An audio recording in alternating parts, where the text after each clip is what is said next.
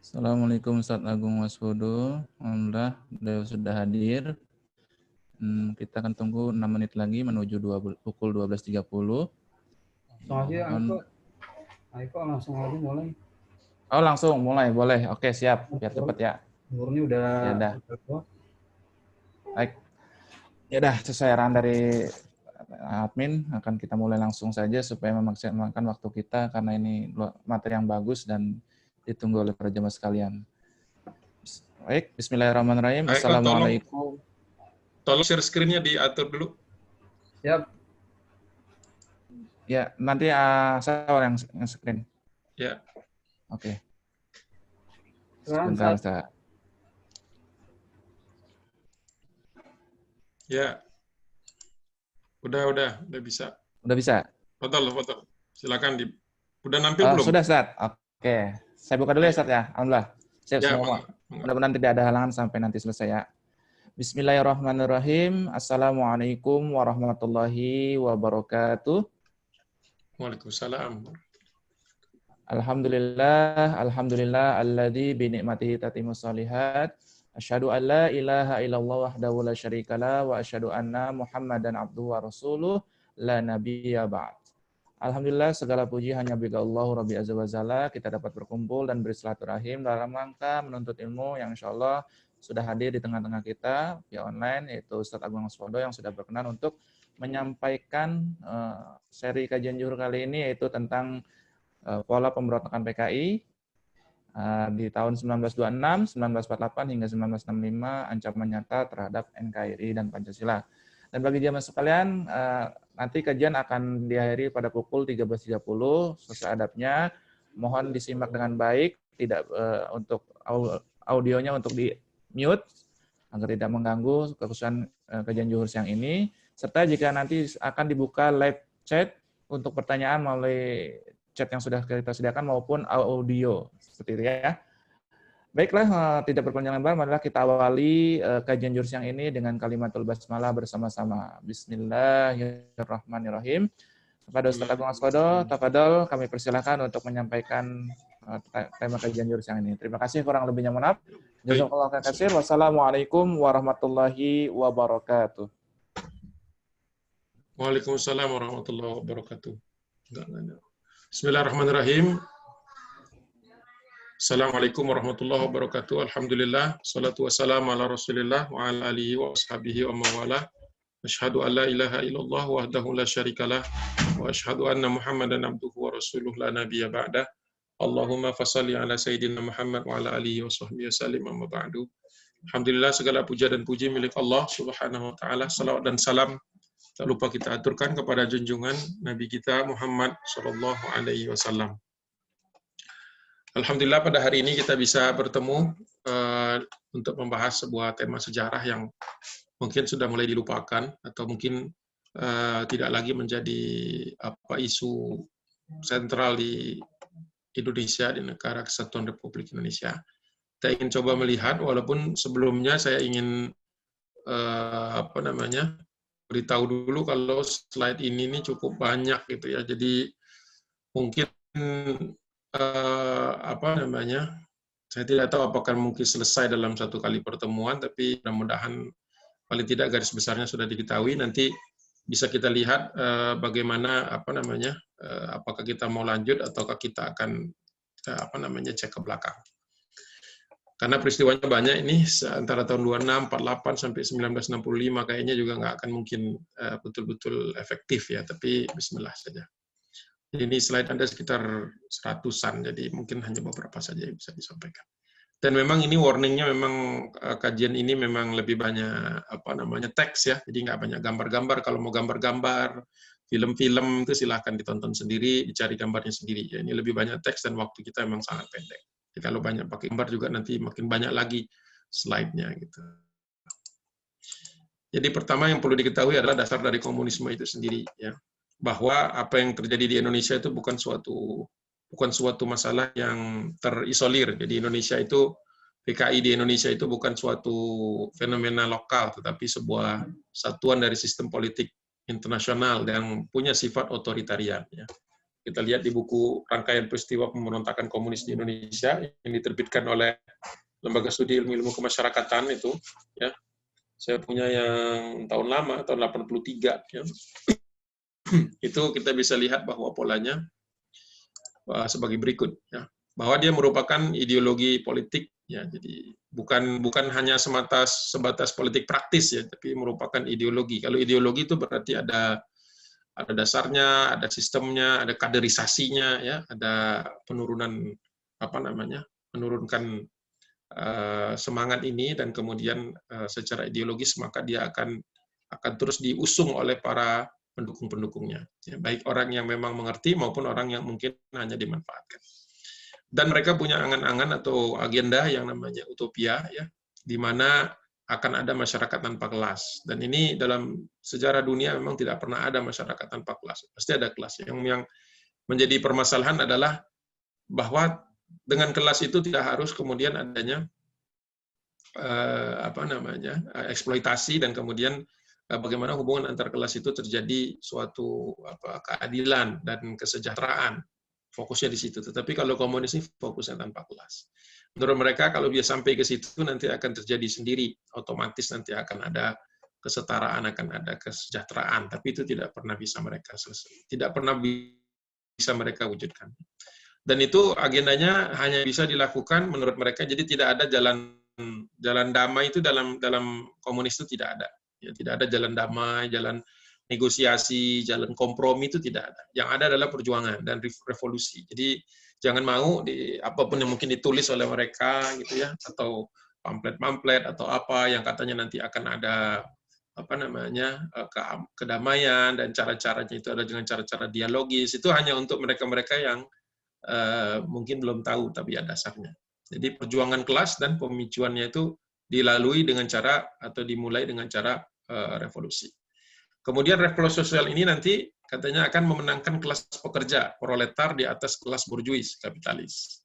Nanti kapitalis ini dari kapitalis yang kita anggap sebagai sebuah sistem ideologi gitu, sampai ke kapitalis ya sekedar seorang penjual barang kelontong itu bisa disebut kapitalis sama mereka. Bahkan kiai-kiai yang punya pesantren disebut kapitalis sama mereka. Ya, dengan mudahnya definisi kapitalis itu nanti melebar, hanya sekedar fitnah-fitnah saja bisa menyebabkan seseorang disebut kapitalis. Ya. Nah, menurut mereka nanti akan ada masa di mana kenapa lewat revolusi, supaya nanti akan terwujudkan diktator proletar. Jadi mereka nggak tertutup gitu, ya. Jadi mereka mengatakan bahwa nanti akan ada fase diktatorial. Dan sistem politik kediktatoran itu menurut mereka akan dijalankan oleh pelopor-pelopor kaum buruh dan tani. Nah, ini yang kemudian bisa mengakibatkan banyak pembunuhan seperti Pol Pot gitu, ya, membunuh jutaan orang gitu, ya.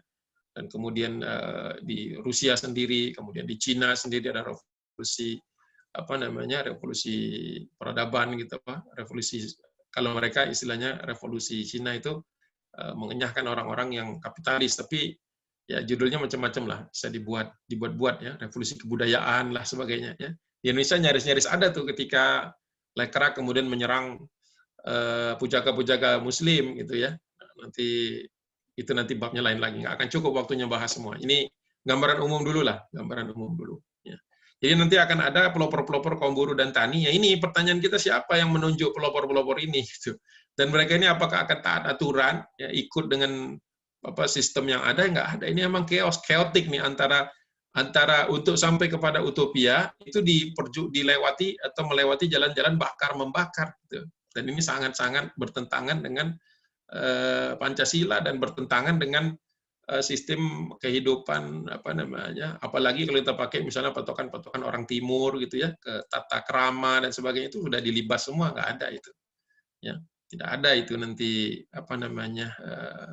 budaya-budaya timur, apalagi kalau kita bicara tentang sistem Islam, ya, atau nilai-nilai Islam, pasti dilabrak semua ini.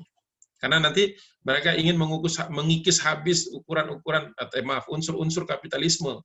Dan ini mengatakan mengikis habisnya ini sendiri adalah suatu hal yang sangat mengerikan untuk kita.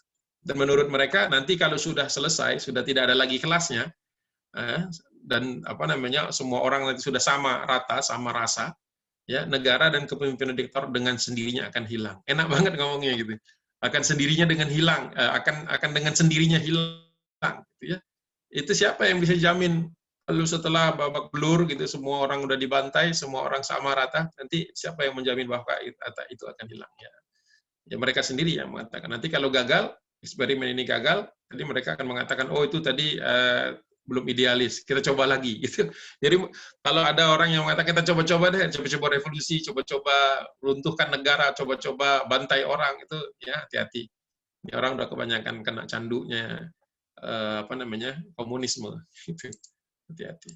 Nah ini beberapa hal sekilas untuk anak-anak yang mungkin nggak tahu, untuk anak-anak lahir tahun berapa ya, 80-an itu sudah mungkin masih ya, 80 masih. Tapi kalau yang 90-an ini kesannya menggiurkan, apalagi dibumbu-bumbuin cerita-cerita mereka sebagai layaknya sebagai sebagai orang-orang yang selama ini dizalimi oleh Orde Baru katanya. Selalu angkat data yang diangkat tahun 66, 65, 66, 67 sampai 70 pembantaian dan sebagainya. Mereka lupa mengangkat data dari tahun 60, 59, 60, 61, 62, 63, 64. Ketika kaum muslimin dibantai, nggak ada pembicaraan tentang itu. Ya. Nah, namun apabila kita lihat dari fakta kesejarahan, ya, setelah sekitar satu setengah abad lah ideologi dan sistem itu, ternyata yang terjadi ya, dan itu semua hanya angan-angan. Ya. Jadi sistem politik otoritarian justru muncul dari eksperimen-eksperimen tadi dan mesin pembunuh kemanusiaan. Makanya sampai sekarang itu kayak Taiwan tuh nggak mau kan bergabung dengan Republik Rakyat Cina, dan juga Hong Kong nih yang terakhir kan nggak mau mereka gabung. Padahal kalau memang semuanya itu indah, laksana surga gitu, ngapain Hong Kong nggak mau gabung gitu kan? Kenapa mereka sampai sekarang tuh masih bertarung habis-habisan ya? Karena orang Hong Kong tahu persis apa yang terjadi di mainland China gitu.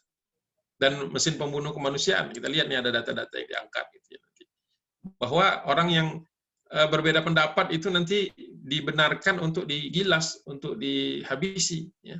Jadi kalau misalnya kita melihat ada tanda-tanda perbedaan pendapat itu nggak boleh, kemudian orang-orang kemudian yang berbeda pendapat itu dicap dengan berbagai macam label, itu sudah satu geliat-geliat tuh, udah merupakan suatu tanda-tanda, karena memang itu adalah cara-cara yang diperbolehkan, dibenarkan. Kita bisa baca di manifesto komunisnya Karl Marx ya.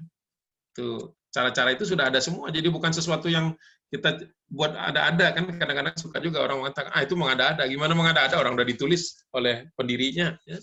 Sudah ditulis kok apa-apa yang akan, dan jumlahnya itu pembunuhan ini lebih dari 100 juta jiwa ya, sejak komunisme itu kemudian jadi sesuatu hal yang dianggap orang menarik untuk didirikan seperti itu ya. Bahkan sampai Uni Soviet itu sendiri hancur juga atau runtuh juga, sudah banyak orang yang mati ya. Revolusi merah, revolusi Oktober di Rusia gitu, pembantaian, kemudian Perang Dunia Kedua gitu ya, kan setelah Perang Dunia Kedua ya. Taufik Ismail ya, atau pujangga kita, Bapak Taufik Ismail dalam bukunya Katastrofi Mendunia itu merunut bahwa selama 74 tahun antara 1917 sampai 1991 telah terjadi kezaliman di 76 negara yang bisa dilacak berasal dari komunisme ya.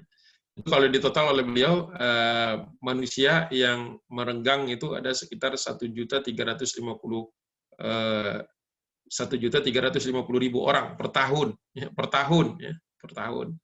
Dan kalau misalnya di breakdown dari hari, 3.702 per hari, 154 orang per jam, atau 2,5 orang per menit ya, atau sama dengan sekitar 24 detik ada satu orang mati dalam cengkeraman komunisme. Apakah yang seperti itu pengen kita terapkan di bumi negara Kesatuan Republik Indonesia ini? Tentu saja tidak ya.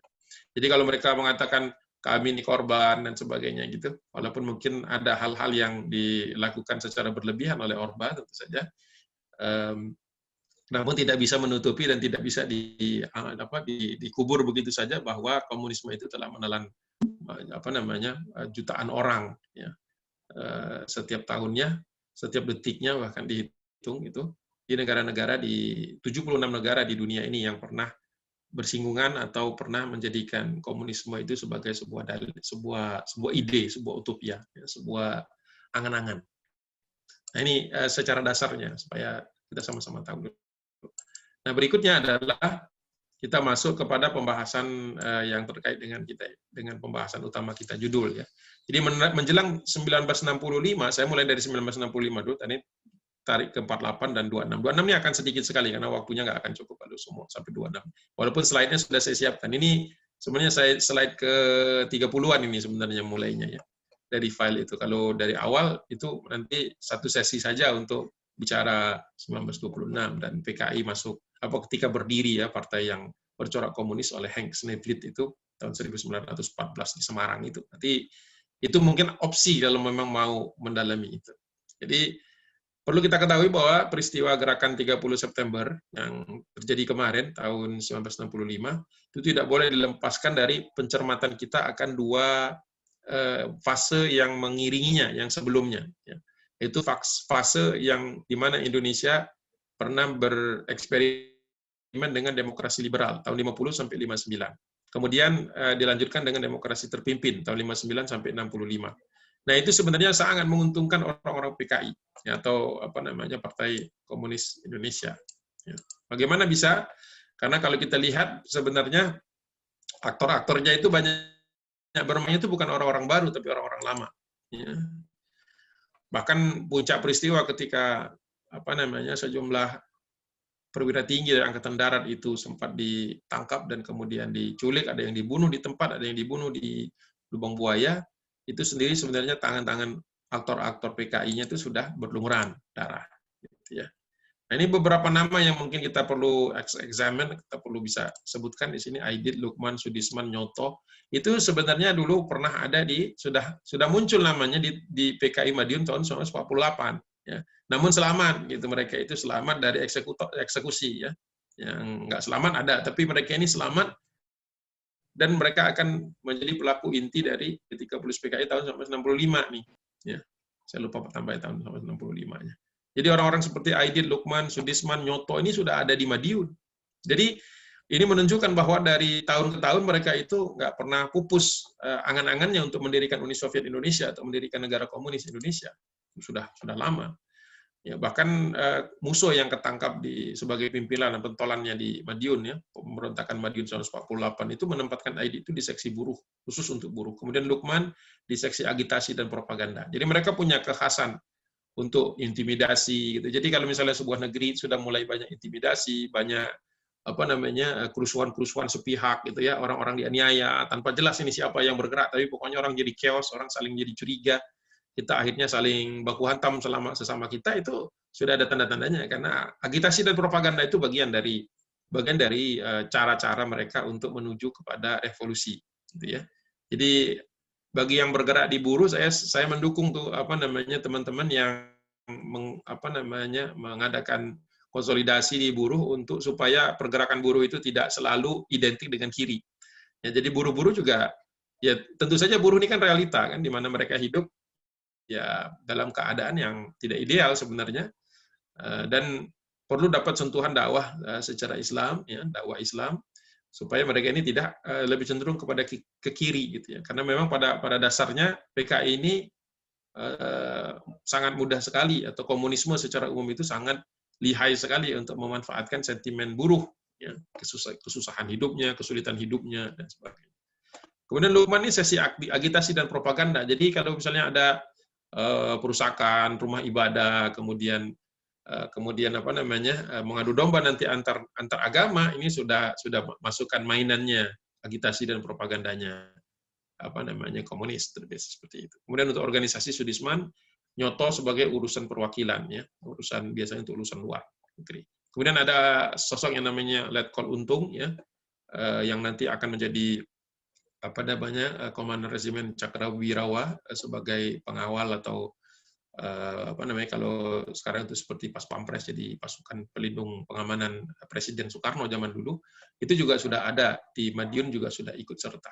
Jadi banyak orang-orang yang kemudian ikut di sana tapi namanya kemudian seolah-olah dilupakan. Maksudnya keterlibatannya seolah-olah dilupakan. Musuh dan Alimin, tokoh pemberontakan PKI Madiun 48, ya, Kalau kita lihat ke belakang, jadi yang direkrut oleh musuh atau yang dioptimalkan oleh musuh ini nanti akan jadi pelaku-pelaku 1965, sedangkan musuh dan alimin sendiri sudah pernah muncul waktu PKI memberontak ketika masih Hindia Belanda tahun 26-27. Kita tahu tahun 26-27 PKI punya pemberontakan, tetapi yang ditangkapin malah ulama-ulama, ya, dari Syarikat Islam, dari organisasi-organisasi Islam lainnya yang ditangkepin, malah mereka sendiri sempat lari ke luar negeri. Ya. Jadi itu nanti kalau dibahas tahun 26-27 itu, ya, yang memberontak siapa, yang ditangkap siapa, dan Belanda itu juga punya mainannya. Jadi Belanda ini juga punya jejak nih dengan dengan 26, 27 dan kemudian 48 nanti kita akan lihat betapa Belanda sebenarnya jadi selalu ada dukungan dari luar negeri. Makanya tadi tidak bisa kita anggap sebagai suatu fenomena terpisah. Nah, keterkaitan antara generasi tiga generasi sebenarnya, pelaku utama dari 3 generasi, ya 3 kali pemberontakan PKI 26, 27, kemudian 48 dan 65 membuktikan adanya ada kesatuan cita-cita, gitu ya. Ada kesatuan cita-cita yang berhasil diwariskan dari generasi ke generasi. Jadi kita patut waspada karena orang-orang yang sekarang ini mungkin sedang meniup-niupkan kembali, menggagas kembali atau memunculkan kembali ide-ide komunisme, ya, walaupun tidak dengan nama Partai Komunis Indonesia, belum gitu ya, disembunyi-sembunyikan dulu oleh mereka karena khawatir kalau bentuknya namanya betul-betul PKI nanti akan mudah gitu untuk mudah untuk diidentifikasi. Tetapi mereka mulai dengan cara mengaburkan keterikatan, hubungan, dan membuat orang ragu-ragu dengan apa yang pernah mereka lakukan dahulu. Ya, tapi sudah cukuplah untuk Indonesia, masa mau 3 kali. Ya, kalau 26-27 kita anggap suatu peristiwa yang terjadi ketika Indonesia belum merdeka, oke. Tapi 48-65 ini sudah merdeka Indonesia. Jadi jangan sampai ada yang ketiga kali. Kita mungkin bisa dianggap gagal belajar kalau misalnya setelah data-data yang terjadi dan peristiwa-peristiwa yang terjadi di antara ketiga waktu ini tidak juga kita jadikan suatu pelajaran, maka sebenarnya kita ini belajar apa enggak gitu. Khawatirnya kita ini termasuk orang-orang yang lalai. Nah, adanya keterikatan ini menunjukkan bahwa adanya keterkaitan itu menunjukkan kebohongan kader-kader PKI menyatakan pemberontakan Madiun ini merupakan provokasi Kabinet Hatta. Ini masalah tentang penyederhanaan perempingan dari angkatan bersenjata itu ya. Jadi mereka selalu ngomonginnya tentang itu. Ya, selalu mengatakan Madiun itu kami terpojok dan sebagainya gitu ya. Tetapi dokumen-dokumennya menunjukkan bahwa sudah ada perencanaan yang rapi. Jadi cuma mencari kambing hitam saja. Jadi mereka ahli untuk mencari kambing hitam itu sangat ahli. Ya. Jadi mereka selalu mengatakan kalau di G30 PKI tahun 1965 itu kami itu sebenarnya katanya pemain pinggiran saja gitu kan. Sebenarnya angkatan darat yang konflik nih katanya gitu ya. Ya berbagai macam bualan-bualan yang memang selalu diangkat dari setiap tahun gitu. Menjelang September gitu. Bulan September Oktober lah itu selalu diangkat lagi untuk memposisikan karena siapa tahu kan ada di antara masyarakat ini terutama kaum mudanya yang belum tahu. Jadi hati-hati juga kita kepada bacaan-bacaan yang diakses oleh anak-anak kita. Ya. Dan mereka juga pintar memutarbalikkan fakta, gitu ya. Ya, walaupun Presiden Soeharto mungkin punya kesalahan-kesalahan, tetapi mereka akan habisi seolah-olah Presiden Soeharto itu salah betul, salah semua, gitu. Dan biasanya yang diangkat nanti masalah keluarganya, gitu ya. Jadi yang diserang itu yang ingin dikaburkan itu tentang PKI, tetapi kemudian cara menyerangnya dengan cara lihatlah itu keluarga Soeharto gitu ya, selalu begitu suasananya itu sebagainya. Nah, satu hal yang perlu kita garis bawahi bahwa PKI itu akan subur ketika banyak kekacauan. Jadi umat Islam di Indonesia ya sebagai mayoritas umat beragama di Indonesia dan juga tentu saja dengan agama-agama yang lain itu harus wajib menjaga kerukunan internal agama, internal dari agamanya masing-masing, dan harus ada komunikasi yang bagus antar agama, karena memang PKI ini ingin sekali mengadu domba Islam dengan sesama Islam, dengan komunitas Islam dengan agama lain gitu, dengan Nasrani, dengan Hindu dengan Buddha dan lain sebagainya. Jadi kita perlu dalam masa-masa seperti sekarang ini harus ada hubungan yang baik antara tokoh-tokoh agama dan lintas agama, ya, supaya tidak gampang diadu domba. Ya. Nah, kekacauan yang dimaksud dalam antara 48 dengan 5 ini, 48 dengan 65 itu adalah ketika PKI memanfaatkan agresi militer Belanda. Dan kemudian liberal dan terpimpin ini mungkin nggak sampai waktunya. Kita fokus kepada agresi militer Belanda kedua dulu, bahwa ketika Belanda menyerang Indonesia, ya, menjelang bukan menjelang sebenarnya, setelah Madiun gagal. Jadi setelah Madiun gagal itu kemudian Belanda menggunakan kekuatan militernya untuk menghajar menyerang TNI gitu. Itu dimanfaatkan kader-kadernya untuk meloloskan diri. Banyak yang tadinya sedang ditangkap aparat jadi punya kesempatan dari tentara, kemudian difokus untuk bertahan melawan serangan Belanda gitu ya. Banyak juga yang sudah dipenjara, lolos dari penjaranya. Dan PKI yang tadinya sudah harusnya dicap terlarang tahun 48 itu kan sudah terbukti memberontak mendirikan negara di dalam negara, tetapi tidak jadi dilikuidasi. Itu nanti saya bahas kalau waktunya cukup. Nah, kemudian sistem demokrasi liberal juga dimanfaatkan oleh PKI untuk menguatkan basis keanggotaan. Karena waktu ini aneh sebenarnya ya. Tahun 48 mereka memberontak, tahun 50 sudah berdiri lagi mereka. Ya, sudah diampuni, sudah dikasih excuse ya. Nah, adakah misalnya kondisi-kondisi seperti itu kita saksikan saat ini ya, ketika umat Islam ini banyak juga dipojokkan, seolah-olah umat Islam ini bikin masalah terus, radikalisme selalu diarahkan kepada umat Islam. Ya, nggak pernah diarahkan kepada orang-orang pikiran atau sayap kiri ya, kecuali oleh orang-orang yang jeli melihat masalah ini. Kalau umat Islam mungkin nggak ada ampunnya gitu. Kalau salah itu pasti di blow up sedemikian rupa. Entah bagaimana, kenapa media massa senang sekali kalau ada kekeliruan umat itu dijadi umpan, bahkan kadang-kadang sengaja hoax juga diumpan sedemikian rupa. Tapi kalau kiri ini nggak pernah dibahas. Ya. Pernah dibahas dan mungkin dianggap sesuatu yang normal saja, karena mungkin mereka berhasil masuk ke media, wallahu alam. Ya. Mungkin media merasa punya kedekatan dengan orang-orang berpikiran kiri, kita tidak pernah tahu. Kemudian era demokrasi terpimpin, ya, itu dimanfaatkan juga oleh PKI nanti dengan cara berlindung di balik nama Presiden Soekarno. Ya. Ini dipakai untuk semakin memperkuat posisinya dan kemudian mengindoktrinasi gagasan revolusi terus ya. Bahkan Presiden Soekarno kemudian akhirnya menggagas Nasakom itu, nasionalis, agamis dan komunis ya. Ya mungkin kalau agamis dengan nasionalis mungkin masih ada titik temunya, masih ada beberapa hal yang mereka bisa sepakati, terutama tentang keutuhan negara Kesatuan Republik Indonesia. Tapi dengan komunis itu gimana itu bisa akur ya? Karena yang satu ingin menghilangkan Pancasila, ingin menghilangkan negara ini dan mendirikan negara komunis, sedangkan umat Islam ini selalu berada di garis depan untuk memperjuangkan sejak sebelum Indonesia ada itu umat Islam sudah terdepan untuk menjaga kemerdekaan dan keutuhan negara ini, gitu ya, atau kesultanan yang dulu pernah ada. Ya. Itu kadang-kadang suka tidak diukur atau tidak dinilai dengan baik bahwa umat Islam ini justru yang menjadikan negara Kesatuan Republik Indonesia ini ada. Kalaupun ada kasus-kasus yang berkaitan dengan membawa-bawa nama Islam seperti DITI dan sebagainya, itu kan hanya segelintir kecil dan itu tidak mewakili tidak mewakili umat Islam seluruhnya. Sedangkan PKI itu sudah mewakili seluruh kadernya. Kalaupun ada pergolakan di antara pemimpin-pemimpin mereka, ini hanya masalah rebutan posisi saja. Tapi kalau secara ideologis, apa yang disuarakan oleh PKI, ya itulah cara berpikir atau itulah yang disepakati oleh kader-kadernya. Ya, beda dengan, jadi nggak sama ketika orang mengatakan, loh itu Islam juga pernah bikin masalah nih di Indonesia, lihat itu DITI gitu ya, dan sebagainya. Itu sangat kecil jumlahnya dan sangat minoritas kalau dibandingkan dengan umat Islam yang tidak menginginkan itu. Jadi tidak apple to apple mengatakan bahwa DITI ini representasi dari umat Islam Indonesia, ya itu tidak apple to apple karena PKI itu merupakan representasi dari seluruh pandangan kiri di Indonesia.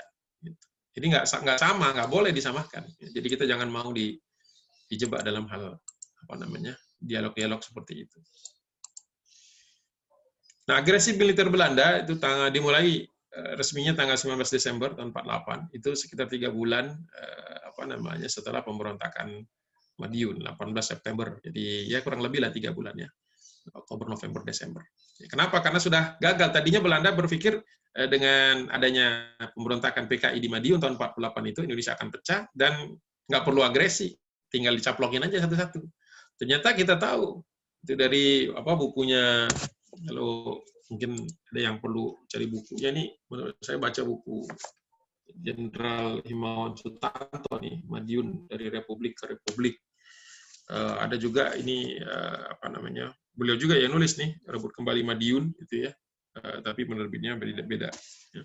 Kemudian ada Long March Siliwangi. Kita harus tahu bahwa alhamdulillah waktu itu Siliwangi itu lagi hijrah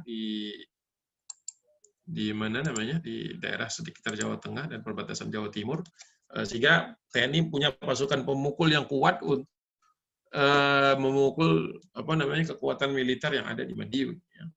Jadi ini salah satu berkah juga ya, bukan sesuatu yang kita inginkan ya. Seandainya dulu tidak ada agresi militer pertama dan kemudian Siliwangi tidak dipaksa untuk hijrah, itu mungkin kita nggak cukup pasukan istilahnya untuk melakukan. Apalagi banyak pasukan di Jawa Tengah dan Jawa Timur yang terinfiltrasi, ada yang terinfiltrasi dengan PKI. Ya. FDR juga ya istilahnya dulu, FDR PKI. Nah, dengan adanya kedekatan, begitu dekatnya antara kegagalan PKI Madiun dan serangan militer, agresi militer Belanda ini yang membuat kita Indonesia ini jadi kalang kabut waktu itu ya. Susah juga karena pada saat yang sama masih mengkonsolidasi, masih juga harus memastikan mana kesatuan-kesatuan militer yang bersih ya, yang NKRI, mana yang masih merah istilahnya begitu. Tapi pada saat yang sama harus berhadapan dengan tentara-tentara Belanda. Jadi timingnya terlalu bagus untuk dikatakan sebagai coincidence gitu, terlalu perfect itu waktunya, karena pas kita sudah berhasil mengalahkan elemen terakhir di daerah Gua Macan istilahnya dulu, dekat Purwodadi itu, ternyata Belanda menyerang. Jadi kayak ada kode gitu, kayak ada kode bahwa PKI gagal, maka Belanda masuk ke fase kedua. Dan ada juga data yang diangkat bahwa di buku ini sebenarnya buku terbitan, ada 5 jilid nih tentang bahaya laten komunis di Indonesia. Ini terbitan dari Markas Besar Angkatan Bersenjata Republik Indonesia, Pusat Sejarah dan Tradisi ABRI, tahun 1995. Ini ada 5 jilid nih, lengkap nih kalau mau baca ya. Cari di marketplace atau di mana, atau di online ya. Jadi bahaya laten komunisme di Indonesia ini ada 5 jilid nih. Dari perkembangan di Indonesia dari tahun 1913 sampai 48, kemudian jilid keduanya itu penumpasan 48 di Madiun, kemudian jilid ketiganya ini konsolidasi mereka 50-59, kemudian jilid 4 ini pemberontakan G30 SPKI, dan 5 penumpasan G30 SPKI 1965. Jadi kalau baca ini udah dapat nih awalnya, ya, kemudian 26-nya ada di sini juga, 48-nya ada di sini juga, bagaimana mereka bangkit lagi, kemudian bagaimana makar mereka 65, dan kemudian bagaimana mengatasi 65. Ini satu buku udah cukup nih. Ya, saya ini nggak masalah punya, ada ininya, ada paketnya gitu. Ya. Judulnya Bahaya Laten Komunisme di Indonesia, terbitan Mabes ABRI, Pusat Sejarah dan Tradisi ABRI. Ya. Itu buku wajib menurut saya, wajib untuk dibaca oleh kita yang ingin tahu, dan kemudian mungkin suatu saat diminta untuk menyampaikan, ya paling tidak basic information yang sudah ada di sini. Oke. Kita lanjutkan lagi, waktunya masih ada ya? Masih. Baik, jadi cukup mengagetkan ya bahwa dengan agresi Belanda kedua ini ya nyaris bersamaan dengan pelaksanaan hukuman mati terhadap tokoh-tokohnya ya, terutama Amir Syarifuddin tuh yang ya banyak juga buku-buku terakhir ini membuka ya seolah-olah mereka ini tidak bersalah. Selalu setiap tahun ada buku-buku baru dari peneliti-peneliti baru dalam dan maupun luar negeri, seolah-olah membenarkan dan kemudian mencoba memperbaiki status mereka ini. Ini ada di Madiun tadi, bukunya Himawan Sutanto, Jenderal Himawan Sutanto, Madiun dari Republik. Kemudian berikutnya, masih pembahasan agresi militer Belanda kedua. Setelah aksi penumpasan itu, satuan-satuan RI itu waktu itu belum betul-betul siap untuk untuk menghadapi serangan besar-besaran dari militer Belanda ya. Sehingga waktu itu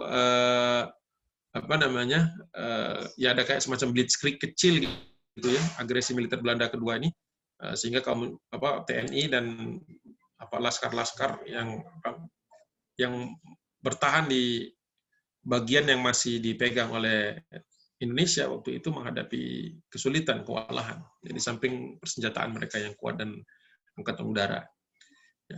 Dan waktu itu kan sempat terjadi ya katakanlah split positioning ya antara yang sipil dengan militer. Kalau sipil ini cenderung waktu itu menggunakan jalur diplomasi sehingga membiarkan dirinya ditangkap oleh Belanda. Sedangkan Jenderal Sudirman ya dan jenderal-jenderal yang lain kemudian terus bergerilya ya. Di pimpinan TNI mau nggak mau harus cepat berangkat dan mengonsolidasi kekuatannya dan kemudian baru memiliki suatu suatu posisi yang unggul ya, setelah serangan umum 1 Maret 1949 ya, yang ini nanti akan mengantarkan kepada pengakuan Belanda tahun 49 ya. Jadi Belanda itu versinya masih mengakui kita Desember 1949 baru merdeka.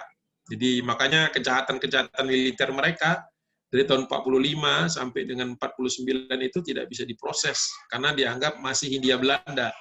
Kita masih diposisikan sebagai pengacau.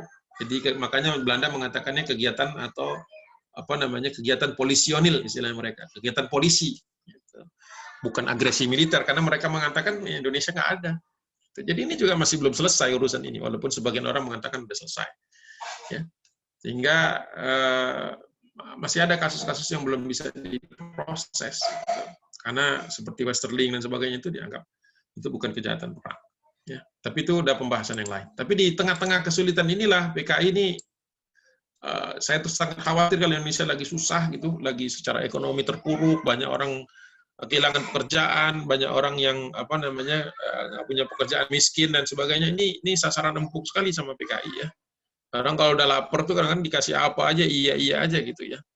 Walaupun sejarah diputar balikkan nanti orang iya saja. Apalagi anak-anak muda yang ya intelektual, merasa dirinya intelektual gitu, baca buku Pram sudah merasa hebat gitu ya, seolah-olah tahu segala-galanya. Yang lahir tahun 90-an nggak tahu apa-apa, bapaknya aja mungkin nggak tahu gitu ya. Tidak tahun 48, jadi ya, seolah-olah semua ini hanya bohong-bohong gitu saja. Apalagi generasi milenial yang lahir tahun 2000, apalagi yang 2000 yang sekarang usianya 20 tahun tuh ya nggak tahu apa-apa.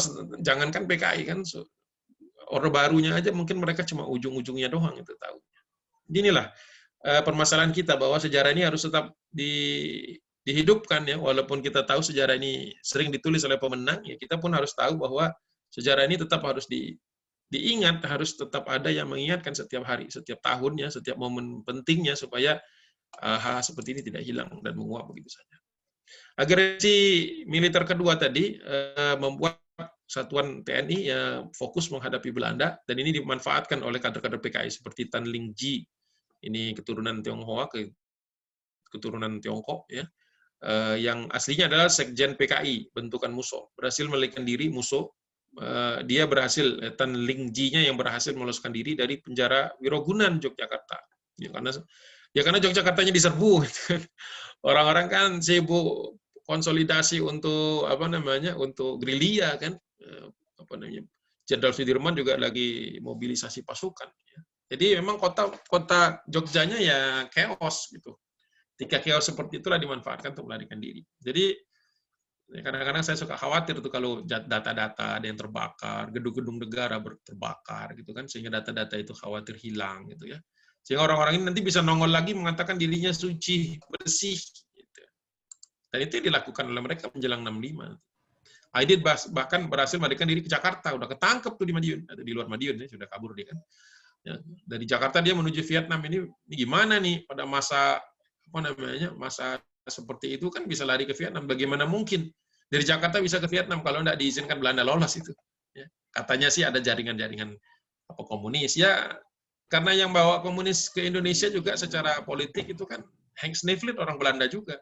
Jadi tidak tertutup kemungkinan bahwa di dalam tubuh angkatan bersenjata atau angkatan ketentaraan India Belanda itu juga ada simpatisan komunis juga ada, bisa jadi. Gitu. Walaupun mungkin kecil karena Perang Dunia Kedua itu kan perang lawan komunis, tapi ya namanya halu-haluan politik, kita nggak tahu. Ya bahkan sampai ke Vietnam dan kemudian nanti akhirnya balik lagi ke Indonesia. Aidit ini dikembalikan lagi ke Indonesia ketika kondisi sudah agak lebih memungkinkan. Ini baca buku Saleh Jamhari ya. Beliau kalau nggak salah kolonel ya di Pusjarah ABRI, Dr. Saleh Jamhari, atau mungkin sudah profesor waktu sebelum meninggal dunia. Lahul Fatihah. Nah, beliau itu menulis dan kemudian ada di keterangan-keterangan bahwa data-data yang beliau kumpulkan gitu bahwa Aidit itu memang sempat diselundupkan ke luar negeri. Ya. Jadi ketika chaos ya, jadi maka hati-hati betul kalau negara ini chaos itu komunis akan manfaatkan secara maksimal, ya. Sedangkan umat mungkin lagi kebingungan. Ya. Hati-hati. Oke. Saya masih ada waktu kah? Khawatir mau ngukur waktu nih. Sampai jam 13 berapa saya dapat waktunya? Untuk nyampaikan 13.30 Ustaz. 13.30 Ustaz. Baik. Nah, kemunculan Aidit kemudian di Tanjung Priok ya, setelah peristiwa Madiun 48 adalah skenarionya Syam Kamaruzzaman, ketua organisasi buruh sayap kiri di Pelabuhan Tanjung Priok. Jadi pelabuhan-pelabuhan, kereta api, stasiun itu ya, terminal itu tempat-tempat kalau dulu ya tahun 40 sampai 60 itu tempat-tempat yang sangat sangat subur untuk gerakan-gerakan kiri ya. Nah, sekarang pun kita harus hati-hati dengan harus sama ya. Makanya umat Islam juga para duat, para dai ini harus turun ya mendakwahi kaum buruh ya di di organisasi-organisasi keburuhan dan sebagainya. Karena kalau tidak ini akan jadi masa yang begitu bisa dimainkan oleh orang-orang kiri. Nah, kenapa pura-pura sepertinya sempat diloloskan dan kembalikan? Maka ada pola bahwa ini Aidit sempat jadi orang besar di luar gitu ya, padahal dia hanya melarikan diri saja, itu takut mati juga sebenarnya. Tapi kok ketika pulang dia lulukan layaknya seorang yang baru sekolah gitu, atau seorang yang mendapatkan mandat dari Komintern internasional ya, komunis internasional. Ya, jadi sebenarnya memang ada upaya agar kader-kader PKI yang sempat kocar-kacir kan shock juga buat mereka di Madiun itu gagal, dan mereka goyah juga itu keyakinannya, maka dikonsolidasi lagi dengan diberikan gambaran bahwa seolah-olah orang-orang ini baru pulang dengan semangat baru, dukungan baru. Kalau sebelumnya dukungannya ya Madiun itu dari Rusia, kemudian nanti yang untuk 65 ini dukungannya datangnya dari Tiongkok. Dan mereka juga berhasil meloloskan orang-orang seperti Alimin, Ngadiman, Sudisman, Lukman, segala macam itu disembunyikan, ada yang dilarikan, dan sebagainya. Ya. Tan Lingji keluar lagi nih, Ngadiman Harjo Subroto membentuk Sentral Komite, CC, ya, CC Darurat di Yogyakarta. Ini untuk menghimpun orang-orang Madiun yang ex-anggota PKI dari Madiun yang sempat tercerai-berai. Jadi ya di masa perang lah, orang kadang-kadang juga masalahnya kan masalah keselamatan, orang lebih khawatir dengan Belanda, mereka punya operasi sendiri. Makanya ketika agresi militer Belanda kedua itu kadang-kadang gerombolan-gerombolan tertentu itu dibiarkan sama Belanda, karena gerombolan-gerombolan ini samping bikin kekacauan ya tentu saja menyibukkan TNI gitu kan, menyibukkan TNI. Dan gerombolan-gerombolan ini tidak sedikit yang komunis, yang pandangannya komunis. Jadi di masa-masa chaotic, maka PKI ini akan berhasil. Jadi kita tidak boleh terpancing untuk menciptakan kondisi di mana hukum itu tidak bisa ditegakkan, atau penegakan hukum itu menjadi terbengkalai, jadi susah. Makanya perlu hakim-hakim yang jujur, hakim-hakim yang dan aparat-aparat penegakan hukum yang baik ya. Nah, kalau tidak, maka permasalahannya bukan hanya sekedar cacat hukum atau sekedar kehidupan tanpa hukum, tetapi kebangkitan PKI itu semakin nyata kembali. Nah, kenapa sih PKI itu dari tahun 48 ketika dia sudah memberontak di Madiun itu kenapa sih cepat sekali diampuni? Dari mana sih kisahnya? Nah, ini kisahnya. Juga berarti kita perlu memperhatikan, perlu mewaspadai bahwa ketika banyak orang yang sebenarnya bersalah kemudian lolos secara hukum ya, kalau kita lihat kan polanya kan banyak tuh. Di negara-negara lain juga seperti itu. Orang yang harusnya dihukum lolos gitu ya. Orang yang mungkin memiliki kejahatan lolos, tapi orang-orang yang mungkin sebenarnya dia di framing atau dia difitnah sedemikian rupa ya terjerat hukum, padahal mungkin secara masalah di hadapan hukum mungkin ada yang lebih tepat lagi untuk ditindak ya, atau lebih tepat lagi untuk dieksekusi. Nah, itu kejadiannya adalah ketika momentum ini muncul ketika sidang Komite Nasional Indonesia Pusat KNIP ya, itu memutuskan untuk tidak melikuidasi PKI ya, dan memberikan hak hidup dalam perpolitikan bangsa. Ya. Nah, ini keputusan KNIP ini didasari pada pendapat waktu itu sempat ada argumentasi, sempat ada perdebatan bahwa untuk menghadapi Belanda, agresi Belanda diperlukan suatu konsolidasi kebangsaan. Jadi bapak-bapak pemerintah gitu atau pendiri Indonesia waktu itu seperti sepakat atau dikondisikan sedemikian rupa untuk menerima bahwa PKI ini sebenarnya aset gitu. Jadi diposisikan seperti itu. Seolah-olah mengumpulkan sebentar saya mau minum dulu sebentar ya. Sebentar.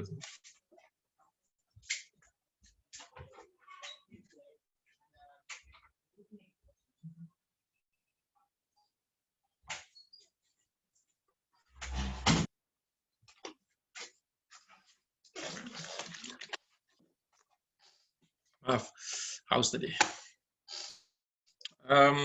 Jadi ada anggapan bahwa PKI atau golongan sosialis komunis ini, ya, kalau Indonesia itu melebur, walaupun ada juga partai sosialis yang tidak ikut kepada PKI, tapi ada juga, banyak juga kader-kadernya yang kemudian pindah ke PKI. Tapi PKI itu seolah-olah mau diberi kesempatan, diampuni agar dia menjadi elemen bangsa yang bisa membantu melawan Belanda, agresi Belanda. Modal-modal asing istilahnya itu di Indonesia. Ya, bisa ya semudah itu ya dalam waktu 2 tahun hanya karena keadaan genting, kemudian para pelaku pemberontakan ini dimaafkan. Ya, saya belum ketemu tuh kondisi di mana umat Islam dengan mudahnya kalau lagi ada masalah dengan mudahnya dimaafkan. Kadang-kadang susah banget itu. Saya kadang-kadang suka ngiri juga. Kenapa ketika kasus-kasus umat Islam itu susah banget itu untuk mendapatkan permaafan, padahal mungkin yang melakukannya lebih sedikit dan permasalahan yang ditimbulkan juga tidak sedahsyat apa yang dilakukan oleh PKI di Madiun. Tetapi beruntung PKI diampuni, diberikan pengampunan. Ya, dipikir mereka sudah learn their lesson gitu ya, mungkin dianggap sudah anak nakal saja gitu ya, dianggap anak nakal dan kemudian dimaafin gitu, dimaafkan. Ya.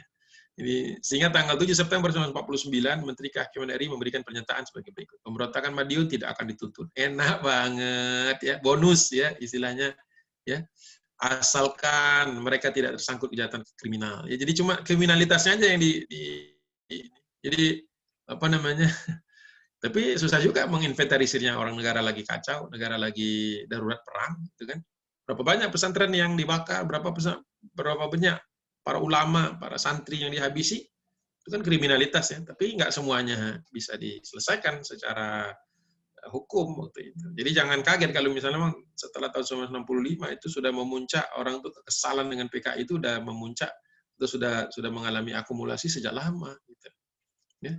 Jadi jangan dianggap sepele nih ketika waktu itu diampuni, tapi ternyata mereka bukannya tobat, bukannya sadar bahwa mereka itu hidup di Indonesia, ya dengan NKRI dan Pancasilanya gitu, tapi malah masih mau mengulangi lagi tahun 65 kan, 48 ke 65 itu kan sebentar sebenarnya kan, ya cuma 17 tahun ya. Jadi orang udah dimaafkan, tetapi ya, 15 tahun lah kalau ngitungnya tahun 50 gitu ya. Jadi ya kayak dapat bonus. Jadi PKI itu di Indonesia tuh kayak dapat bonus gitu tahun 49 itu, 49-50. Terus kerjasama orang-orang komunis diperlukan katanya dalam menghadapi bahaya-bahaya datang dari luar. Karena waktu itu mungkin Indonesia lagi lemah dan komunis mungkin berhasil memposisikan dirinya secara hebat itu, padahal jumlahnya sedikit. Cukup dengan divisi Siliwangi dan kesatuan-kesatuan yang ada di Jawa Tengah dan Jawa Timur yang masih bersih dari PKI itu sebenarnya sudah bisa dipukul. Tetapi entah kenapa kok bargainingnya tinggi gitu ya. Bargaining tinggi. Ya. Sesuai dengan prinsip-prinsip demokrasi yang dianut. Padahal mereka tahu, mereka itu tidak ada sisi demokrasinya PKI. Gimana komunis demokratis? Orang yang mau bikin apa namanya, bikin satu negeri satu daerah, satu wilayah tanpa kelas. Ya, padahal kita tahu semua orang punya kesempatan yang sama semua orang punya peluang yang sama untuk untuk memakmurkan dirinya dan kemudian tentu saja memakmurkan negerinya, ya, dirinya saja. Nah, itu aneh kalau ketika prinsip-prinsip demokrasi dipakai untuk mengampuni PKI yang nggak demokratis. Jadi absurd gitu ya. Pemerintah dapat membenarkan adanya oposisi, boleh. Jadi mereka nanti dioposisikan sebagai oposisi. Enak banget gitu. Dari pemberontak berubah jadi sekedar kriminal, kemudian setelah itu digandeng untuk menghadapi musuh eksternal, kemudian diajak seolah-olah mereka ini menantinya akan mengusung apa namanya prinsip-prinsip demokrasi, dan kemudian seolah-olah mereka ini nanti hanya sekedar oposan. Itu mungkin saya tidak sebut kesalahan, tetapi ini sebuah peristiwa yang terjadi yang nantinya kemudian membuat PKI ini makin besar kepala. Jadi kalau ada yang sekarang mengatakan konsolidasi rekonsiliasi dong gitu kan udah masanya udah lama gitu ya. Emang udah lama sih, 26 udah lama, bikin olah lagi 48. 48 udah dimaafin ya. Kemudian bikin lagi 65. Ya, sekarang mau dimaafin mau bikin apa lagi sih gitu. Ya, kalau memang sudah rekonsiliasi udah jadilah apa namanya anak bangsa yang baik. Ya. Kalau dia bilang dia pikir mungkin apa namanya Orde Baru itu sudah bikin sengsara PKI dan anak keturunannya, umat Islam juga ada juga yang menjadi korban dari otoritarianisme dari Orde Baru itu juga gitu. Jadi bukan hanya PKI kalau bicara masalah yang di macam-macamnya. Tapi nyata-nyatanya bahwa mereka mendapatkan bonus, mendapatkan ampunan yang begitu ringan gitu. Kalau di negara lain yang namanya pemberontakan itu diberondong habis sampai sehabis-habisnya. Karena ada peperangan ada agresi Belanda saja mereka selamat. Seperti itu. Ya kalau baca buku-buku biografi yang akhir-akhir ini beredar banyak ya semuanya berusaha untuk menghapus itu semua. Jadi ya kalau saya udah bosen lah ngelihat buku diterbitkan lagi ini anak PKI lah generasi 65 lah 48 lah mungkin 48 udah habis 65 ribut lagi ngomong lagi dan sebagainya ya. Bahwasanya nanti ada keluarga Aidit maaf-maafan sama keluarga misalnya DI Panjaitan, silakan antar keluarga saling memaafkan. Tetapi secara bangsa nggak bisa maafin yang begitu. Ya, kalau sudah melakukan suatu makar itu harus dicatat dan diwaspadai. Gitu. Maafkan boleh, silakan saling memaafkan. Islam juga pemaaf. Ya, pemaaf. Tetapi memaafkan itu bukan membuat kita kemudian jadi menghapus inti nggak salah inti. Ya. Ada kesalahan, tapi dimaafin, silakan. Ya, saya tidak tahu apakah seluruh keluarga pahlawan revolusi memaafkan. Kalau keluarga Nasution, saya yakin enggak. Tapi nggak tahu kalau keluarga yang lain, keluarga Ahmad Yani, saya rasa juga belum. Ya, tetapi kadang-kadang, ya kalau sudah anak cucunya, kita nggak tahu kan. Kalau sudah cucunya, apalagi cicitnya, gitu ya, dan kita nggak tahu bagaimana perasaan mereka, apakah masih sama dengan ketika tragedi terjadi, ya belum tentu juga. Apakah sama gitu. Jadi kalau misalnya permaafan dari masing-masing keluarga itu hanya dianggap sebagai rekonsiliasi antar keluarga gitu. Nggak bisa para ulama pesantren yang dibantai kan nggak diajak ke rekonsiliasi. Gitu. Walaupun sempat ingin dijembatani oleh Presiden almarhum Gus Dur. Ya. Laul Fatihah. Ya, tapi kita harus ingat bahwa rekonsiliasi itu bukan berarti menghapuskan jejak, bukan berarti menghapuskan siapa yang memberontak, harus clear gitu. Nggak bisa. Kalau hanya saling memaafkan saja, menganggap dia tidak bersalah, tidak ada salahnya, ya nggak bisa. Ya, tidak bisa diterima seperti itu. Kalau mau ya harus diakui dulu kesalahannya. Kan sampai sekarang kader-kader PKI tidak pernah merasa bersalah untuk 65. Jadi bagaimana mungkin rekonsiliasi kalau mereka sendiri tidak mau? Kalaupun ada satu dua orang, satu dua faksi gitu, itu belum mewakili semuanya. Nah, waktu itu pemerintah RI sedang berupaya melakukan perjuangan melawan Belanda. Maka ada 4 front sekaligus. Ada front militer, front diplomasi bilateral, kemudian ada front internasional, dan masalah integrasi NKRI. Karena masih ada juga daerah-daerah yang belum selesai. Masih ada Irian Barat, masih ada macam-macam. Nah, satuan militer Belanda waktu itu belum mundur dari wilayah Indonesia dan kekuatan-kekuatan ketentaraan RI harus dimobilisasi untuk mengantisipasi propaganda Belanda. Ya. Jadi ya berat waktu itu jadi TNI karena operasinya di mana-mana, banyak juga daerah yang ingin melepaskan diri gitu, ada pemberontakan di daerah Maluku dan sebagainya gitu ya. Dan ya pada saat yang sama ada masalah komunis, kemudian pada saat yang sama juga ada masalah tentu saja Belanda yang masih belum rela untuk melepaskan Indonesia. Memang asal-usul semua masalah ini sebenarnya di Belanda juga. Tapi kenapa Belanda bisa begitu lama di Indonesia? Ya pasti ada kerjasama dengan orang-orang lokal gitu. Jadi juga kita nggak bisa menyalahkan Belanda seluruhannya, karena dia bisa menjajah ratusan tahun atau berkuasa di beberapa tempat, paling tidak beberapa puluh tahun. Itu merupakan ya salah satu bukti bahwa bangsa kita ini gampang diajak kerjasama sama Belanda gitu.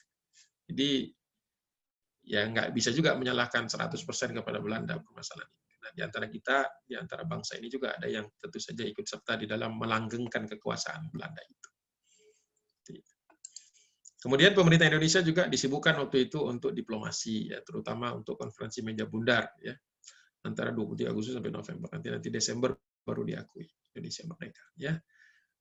Itu kondisi darurat pertama. Nah, kondisi darurat bagian kedua pembahasan adalah mobilisasi dukungan internasional juga harus dilakukan untuk memberikan tekanan kepada Belanda. Makanya masalah komunis ini di nomor sekian kan belum, walaupun sudah pasca Perang Dunia Kedua kan memang nanti akan ada perang dingin ya. Perang dingin ini juga antara blok barat dengan timur, antara NATO dengan Pakta Warsawa, antara blok komunis dengan barat yang kapitalis. Dua-duanya sebenarnya punya masalah gitu. Tapi pada saat itu komunis ini memang merupakan masalah yang lebih besar. Sementara itu potensi di dalam negara Kesatuan Republik Indonesia belum benar-benar semuanya terintegrasi. Jadi karena wilayah kita masih sempit, waktu itu masih ada daerah-daerah yang dikuasai oleh Belanda, sehingga dan efek dari perundingan-perundingan sebelumnya seperti hijrahnya Siliwangi dari Jawa Barat ini juga membuat kondisi Indonesia waktu itu sangat berat untuk ketika harus menghadapi juga kudeta atau menusuk dari belakang. Keputusan KNIP menekankan realitas logika jangka panjang itu tentu pada waktu itu Bapak pendiri Republik ini dan juga yang bersidang di KNIP mungkin tidak pernah mengira bahwa faksi komunis ini akan berulang lagi atau berulah lagi. Itu seolah-olah tidak terbayangkan oleh mereka. Ya. Itu mungkin kurang waspada, tapi ya kita tidak bisa juga menyalahkan sepenuhnya. Ini kan masalah sejarah, ini kan masalah yang sudah berlalu. Kita ambil hikmahnya saja bahwa PKI sudah pernah pernah dimaafkan, tapi memberontak lagi. Itu poin penting. Ketika seseorang sudah dimaafkan itu biasanya kan jadi orang baik. Tapi PKI itu enggak. Justru pemaafan itu hanya dipakai sebagai suatu momen waktu untuk melakukan keburukan itu lagi. Jadi mereka akan melakukan itu lagi. Jadi kalau kita sekarang hanya sebatas kepada rekonsiliasi semu, ketika kita hanya memaafkan saja tanpa kemudian mencatat sejarah atau mencatat kesalahan itu, ya berarti tanda-tanda siap-siap. Alhamdulillah semoga tidak terjadi pemberontakan komunis lagi dengan macam-macam dalilnya lah, dari macam-macam dalihnya gitu ya. Walaupun orang-orang sekarang hati-hati betul, sekarang mulai banyak yang mengatakan bahwa tidak ada lagi PKI. Emang PKI-nya sudah dilarang, tapi mereka pernah dapat 20-an juta suara waktu pemilu tahun 55 ya. Itu kemana puluhan juta itu? Kalau sebagian itu mungkin sempat dipenjara oleh Soeharto, tapi tidak semuanya kan terrehabilitasi kan. Yang dipenjara aja keluar makin militan gitu ya, gimana nggak dipenjara, mungkin merasa mereka aman-aman saja. Jadi bisa jadi mereka mengambil pola ketika mereka diampuni tahun 50, kemudian ketika mereka tahun 65 ya lolos juga sebagian itu ya, sebagian besar lolos 20-an juta orang itu nggak ter-account gitu ya. Seperti itu. Bisa jadi ini mereka melihat ini sebagai suatu tanda-tanda bahwa mereka boleh melakukan itu lagi. Jadi pernah nyoba di Madiun gagal, nyoba lagi di Jakarta gagal, mungkin mereka mau nyoba lagi, entah di mana. Mudah-mudahan NKRI ini umat Islam masih cukup kuat untuk menghadapi menghadapi ujian-ujian yang akan ditimpakan oleh mereka. Ya, mudah-mudahan umat Islam masih bisa menjadi garda terdepan NKRI ini. Kalau tidak, siapa lagi gitu. Ya, TNI juga kalau tidak didukung oleh masyarakat, tidak didukung oleh rakyat kan berat. Apalagi dulu sempat terinfiltrasi juga kan sebagian kesatuan itu. Ya, jadi ya akhirnya ujung-ujungnya memang Republik Indonesia ini akan sangat bergantung kepada bagaimana umat Islam. Jadi umat Islam ini nggak boleh pecah. Kalau umat Islam ini juga sudah terpecah belah oleh mereka, ya saya ngeri membayangkan apa yang bisa terjadi. Nah, ketika KNIP ini menyampaikan pandangannya, wah disambut riuh oleh orang-orang PKI, kader-kader PKI. Ya. Mereka muncul dari persembunyiannya karena sudah dimaafkan, melakukan konsolidasi dan menyusun pledoi. Makanya banyak sekali pledoi waktu itu, ya, pembelaan politik untuk mengembalikan citra partainya. Jadi karena partainya itu sebenarnya sudah bobrok, ya, partainya sudah ketahuan boroknya, gitu ya. Nah, tapi dimaafkan, nah, ini dia nih kesempatan. Ya. Maka orang seperti Alimin gitu, bahkan diwawancarai oleh Sinpo, ya, harian bertajuk ini masalah-masalah Tiongkok atau keturunan overseas Chinese di Indonesia tanggal 10 November 49, ya, menyangkal keterlibatan partainya dalam pemberontakan Madiun. Ya, menegaskan bahwa nanti PKI akan menjalankan garis kebijakan secara hati-hati. Apa maksudnya hati-hati? Maksudnya hati-hati supaya nggak ketahuan, supaya berhasil kudetanya lagi gitu. Jadi bahasa ini bikin hati kesel tuh sebenarnya. Apa dia bilang nggak ada hubungannya gitu ya? Sekian banyak orang sudah mati nggak ada hubungannya ya. Dan kemudian nanti akan lebih hati-hati. Maksudnya lebih hati-hati itu maksudnya dia mau lagi gitu. Ya, gitu. Aneh betul gitu ya. Ya, tapi mungkin masanya masih chaos. Alimin mendorong kader-kader muda PKI itu belajar ke Tiongkok. Ya, Tiongkok itu Cina kalau yang nggak tahu. Kalau sekarang tuh People's Republic of China. Kalau dulu namanya RRT, Republik Rakyat Tiongkok, sama aja. Jadi disuruh sekolah ke sana. Sekolah ke sana, berobat ke sana, makan ke sana, jalan ke sana, apa aja disuruh ke sana. Ya hati-hati juga nih, karena ini bukan suatu hal yang baru. Jadi kalau sekarang saya nyinyirin yang begini, ini bukan berarti saya ada masalah dengan Cina, nggak ada masalah. Ya, tapi kalau melihat polanya ini pernah terjadi. Ya, pernah terjadi, apalagi kalau dikaitkan dengan masalah-masalah lain seperti Muslim di Turkistan Timur, di Uyghur itu. Itu kita udah kesel juga ngelihatnya ya. Kok bisa hanya negeri seperti itu, kemudian kita baik-baik aja sama dia. Mungkin sudah berat mungkin kondisinya. Nah, untuk menghadiri konferensi serikat-serikat buruh, ini biasanya untuk cover ya, supaya nggak kelihatan komunisnya, serikat-serikat buruh Asia dan Australia di Peking tanggal 16 November 49. Sempet-sempetnya gitu loh ke sana gitu. Indonesia lagi digebak-gebuk oleh Belanda, mereka sekolah, gitu, sekolahnya ke Cina, sekolahnya ke Tiongkok. Itu aja udah bikin enak kalau saya. Ya, boleh sekolah, siapa nggak bangga orang Indonesia sekolah gitu terus jadi pinter gitu kan. Tapi lihat kondisi ini. Indonesia lagi menggap, lagi bisa jadi kalau Belanda berhasil dalam agresi militer kedua, Indonesia mungkin bubar gitu kan. Tapi apa? Sempat-sempatnya nih suruh sekolah keluar. Ini maksudnya apa? Tanya aja sama Alimin, tapi dia udah mati. Ya. Dalam konferensi itu, Liao Shaoqi, ini orang kedua dari Mao Zedong, menyatakan bahwa perjuangan bersenjata merupakan bentuk pokok untuk merebut kemerdekaan. Jadi yang disekolahkan itu makannya begini nih, saudara-saudara. Yang dimakan di Peking itu adalah perjuangan bersenjata merupakan bentuk pokok untuk merebut kemerdekaan nasional. Lah Indonesia kan sudah merdeka, kenapa harus direbut lagi kemerdekaan? Jadi mereka masih merasa belum merdeka gitu. Dan di demokrasi rakyat, maksudnya diktator proletariat ya. Jadi aneh gitu, ada orang sekolah ke luar negeri di masa Belanda lagi menggempur Indonesia, ya, Indonesia masih belum diakui kemerdekaan oleh Belanda, tapi pulang dengan pemikiran bahwa perlu merebut kemerdekaan nasional. Itu yang absurd, gitu ya. Absurd. Gitu ya. Dan inilah nanti akan menjadi landasan, makanya nanti kan saya buruhnya PKI itu kan sebelum tahun 65 itu kan meminta untuk dipersenjatai. Ya, alasannya untuk mengganyang Malaysia. Gampang ya. Jadi hati-hati tuh, kita suka diadu ke Malaysia. Terus nanti ketika Malaysianya dianggap musuh Indonesia, nanti perlu penggebuk nih. Penggebuknya siapa? Bikinlah apa namanya apel, ya, apel siaga, Pak PKI bikin apel siaga, terus kemudian menyatakan dukungan kepada TNI, maka siap berperang, gitu ya, siapin senjata. Kata TNI, enak aja lu, emang gue nggak tahu. Ya, alhamdulillah dulu ada Pak Nasution, Pak Nas, langsung ada Pak Yani, ya, ada Jenderal apa namanya Ahmad Yani, ada apa namanya Jenderal Siswondo Parman, tahu persis, oh ini dia nih. Apalagi Cina ceritanya apa? Wah, untuk sebagai bagian dari keakraban ya dengan Indonesia gitu kan, disiapkan apa namanya persenjataan. Jadi kalau TNI nggak punya senjata, Cina siap memberikan senjatanya untuk mempersenjatai buruh.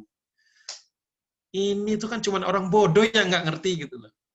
Cuman orang bodoh yang nggak ngerti ada sesuatu.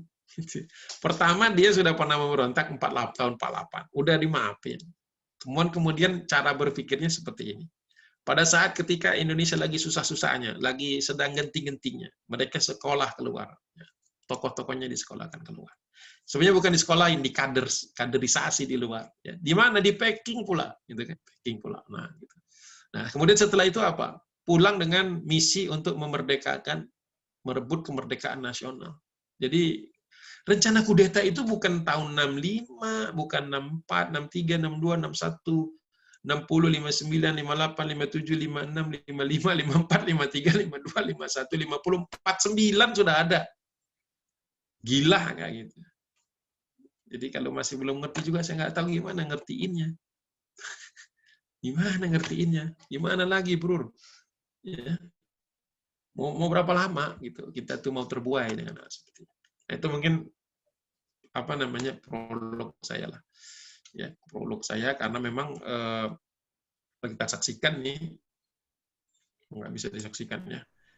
Jadi share screen saya itu coba saya escape. Ini baru separuhnya, belum ada. Nggak ada separuhnya, ini masih jauh sekali. Tapi karena waktu kita, saya juga sudah perkirakan tidak akan cukup apa namanya untuk semua ini saat ini juga. Tapi ya begitulah. Mudah-mudahan apa namanya apa yang disampaikan ini membuat kita terbuka bahwa sejarah itu adalah guru paling bagus menurut saya, ya. Interpretasi sejarahnya, ya, hati-hati juga baca sejarahnya, ya, untuk melihat bahwa mereka sudah pernah melakukan itu tahun 26-28, mereka sudah pernah melakukan hal yang kemudian menyebabkan pergerakan Islam di Hindia Belanda jadi terdisrupsi, gitu ya. Kemudian tahun 48 mereka menikam kita ketika kita lagi berat-beratnya menghadapi perjuangan fisik melawan Belanda. Kemudian tahun 65 ketika mereka bisa dekat dengan Presiden Soekarno, mereka sudah bisa bahkan apa namanya berada, kemudian sudah dimaafkan, mereka punya kekuatan yang lebih gitu, dan kemudian melakukan kudeta gitu ya. Kemudian kita mau maafin lagi atau gimana? Makanya syarat pemaafannya itu, rekonsiliasinya itu harus dibuat bersama-sama, jangan antar keluarga saja ya. Jadi umat Islam terutama yang banyak dirugikan waktu itu harus dilibatkan, gitu ya. Paling tidak Majelis Ulama Indonesia itu harus dilibatkan. Seperti apa sih kalau kita mau baikan lagi dengan orang-orang PKI itu? Kalau misalnya masih dibuka peluang itu, apa klausulnya, apa catatannya, itu harus menjadi suatu agenda nasional. Jadi bukan segelintir orang memaafkan itu. Negara, apalagi negara mau maafin, ntar dulu loh. Jangan secepat itu kita punya anggapan, karena kita harus belajar dari sejarah bahwa dulu sudah pernah dimaafkan, bukan belum pernah, sudah pernah dimaafkan, tapi ya nggak menunjukkan seperti layaknya orang yang melaku bersalah. Jadi bisa jadi selama ini mereka tidak pernah merasa bersalah. Itu mungkin sampaian dari saya. Ini beberapa buku tadi yang saya tunjukkan, saya ulangi lagi ya. Ini buku Bahaya Laten Komunisme di Indonesia, terbitan Markas Besar Angkatan Bersenjata Republik Indonesia, Pusjarah, kelihatan mungkin. Yaitu 5 buku. Terus untuk Madiun ya, hati-hati baca buku Madiun juga ya. Saya sarankan sebelum baca buku pelaku mereka dari kalangan mereka, baca buku Jenderal Himawan Sutanto, Madiun. Ini ada 3 bukunya nih sebenarnya. Ada Siliwanginya, Rebut Kembali Madiun, dan Madiun dari Republik ke Republik ya. Gitu. Ini tiga buku tadi, plus itu tadi 5 jilid. Kemudian untuk dasar-dasarnya bisa baca buku ini, Rangkaian Peristiwa Pemberontakan Komunis di Indonesia. Terus kalau masih ada yang ingin, ada kan sebagian orang yang mengatakan, wah komunis itu, PKI itu korban katanya, lihat tahun 65 dibantai. Ini lu tolong baca dulu sebelum prahara itu ya, tahun 165 apa saja. Ini karya wartawan penulis terkenal Indonesia Haji Rosyan Anwar. Ini antara tahun 61 65. Coba ajak mereka duduk. 61 65 berapa banyak agitasi, berapa banyak penyerobotan lahan, berapa banyak ulama dipersekusi, berapa banyak masjid dibakar, berapa banyak pesantren diserbu, berapa banyak santri dibunuh. 6165 ya. Jadi ketika mereka lagi melakukan kejahatan, mereka nggak mau datanya diangkat. Tapi ketika mereka diuber-uber orang karena kejahatan itu 66, barulah nangis. Kalau menurut saya itu nggak gentleman itu. Ya. Terus satu lagi buku yang saya sampaikan. Ini buku tentang benturan NU dan PKI. Ini saya menghimbau nih saudara-saudara kita di NU. Ini terbitan NU sendiri ya. Kiai Haji Abdul Mun'im mencatat bahwa antara tahun 48 sampai 65 itu NU juga paling banyak mendapatkan serangan dari PKI. Jadi jangan sampai NU kemudian seolah-olah lupa peristiwa ini. Jadi warga NU ya harus waspada karena PKI itu nanti kalau sudah berkuasa tuh ketika mereka merasa di atas angin, ya organisasi Islam yang akan dibabat. Nah, kalau sekarang kelihatannya lagi mesra-mesra ya hati-hati. Hati-hati dengan ini. Jadi baca dulu buku-buku ini. Masih banyak sebenarnya buku-buku yang ada yang bisa membuat kita menjernihkan masalah kita ini. Ya, mudah-mudahan Allah Subhanahu Wa Taala menguatkan bangsa ini, ya, meneguhkan kita di NKRI ini, menjaga Persatuan Negara Kesatuan Republik Indonesia ini, kemudian juga mewaspadai karena PKI itu ingin sekali mengubah ideologi Pancasila itu, membuat mereka itu bikin kesel gitu. Jadi Pancasila itu mengesalkan buat mereka. Jadi kita juga harus cermat agar Pancasila ini tidak dirongrong oleh siapapun, dan kita juga mewaspadai penafsiran-penafsiran tunggal atas Pancasila, ya, bahwa itu dirumuskan oleh para pendahulu, para pendiri Republik, ya, dengan meletakkan agama sebagai salah satu sendi paling penting dalam kehidupan di dalam Republik Indonesia di NKRI ini. Jadi tidak boleh ada suatu paham yang menolak agama, ya, atau apalagi menjadikan agama itu layaknya candu. Itu tidak boleh karena bertentangan dengan Pancasila itu sendiri. Jadi hati-hati, jangan sampai kita mau diadu domba antar umat beragama, ya, karena umat beragama ini nantinya akan menjadi tumbal bagi PKI kalau mereka bisa muncul lagi. Ya, mudah-mudahan tidak bisa selama-lamanya. Ya. Mungkin itu yang saya bisa sampaikan. Billahi taufiq wal hidayah. Assalamualaikum warahmatullahi wabarakatuh.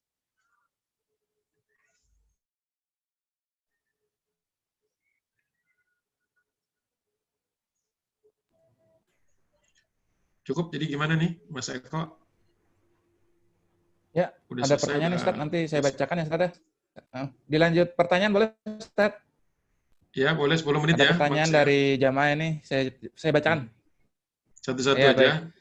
Ustaz, bagaimana ceritanya para tokoh yang satu-satu? Bagaimana caranya para tokoh yang sama-sama berguru kepada host Cokro Aminoto, seorang ulama, di kemudian hari berubah menjadi tokoh PKI nasionalis seperti Soekarno maupun DITI? Langsung aja saya jawab ya.